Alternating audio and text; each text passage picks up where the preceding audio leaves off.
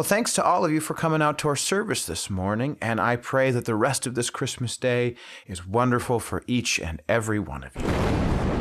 Not so fast, preacher man.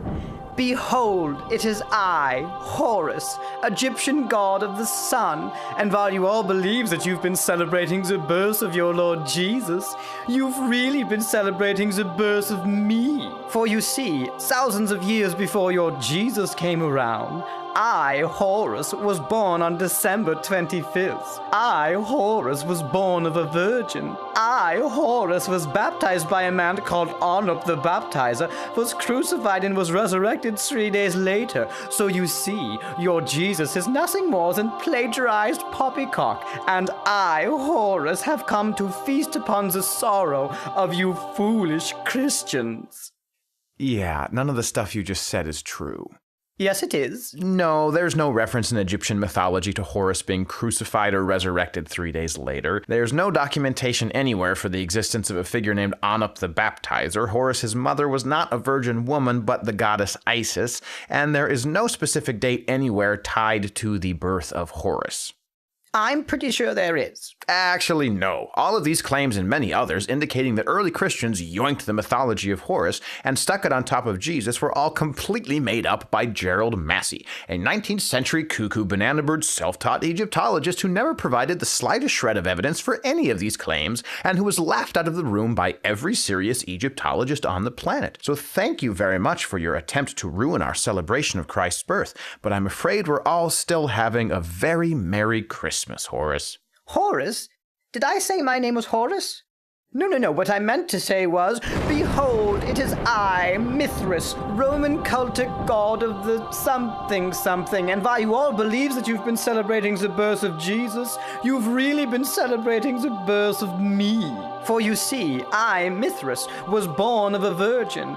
I, Mithras, had 12 disciples, and I, Mithras, gave those disciples a meal consisting of my body and my blood. Sound familiar, Christian dummies? Actually, Mithras was born from a rock, not of a virgin. He had 2 companions, not 12 disciples, and the Mithraic meal was one he shared with the sun god, where they feasted not on his own flesh, but on the flesh of a bull. But even if those claims were true, Christians were already confessing the virgin birth, recognizing the 12 apostles, and celebrating the Lord's Supper before they ever encountered any Mithraic cults. So I'm afraid that you've taken neither the holly nor the jolly out of our Christmas, Mithras. Oh, you must have misheard me. I'm not Mithras. I'm, Quetzalcoatl, Aztec god of the wind.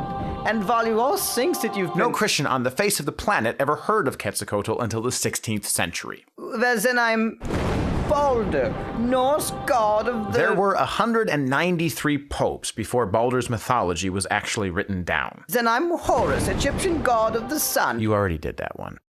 All right, fine. I didn't want to completely humiliate you, but you've left me no choice. I shall now unveil myself to be the ancient deity whose mythology was inarguably stolen by early Christians. Behold, I am... the ancient Mesopotamian god of judgment. 6,000 years before your Jesus spoke of returning to condemn the lost and resurrect the faithful, my followers proclaimed that I would return to destroy my enemies and raise the dead. So silence your joyful voices, Christians. Your Lord is nothing but a cheap carbon copy of me, the destructor who goes by many names. I am Volguus Zildroha.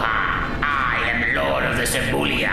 I am Gozer the Gozerian. Gozer the Gozerian is from Ghostbusters. Dang it, why do so many people still know that movie? Sing, we join us all together.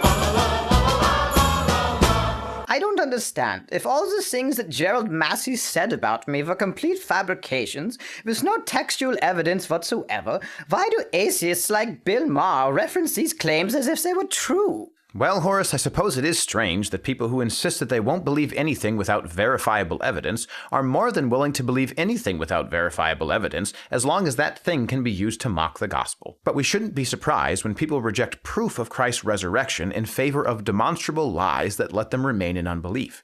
After all, Jesus did say, if they do not hear Moses and the prophets, neither will they be convinced if someone should rise from the dead. I said that before Jesus did. Oh, you absolutely did not! In the sound of wind and cloud.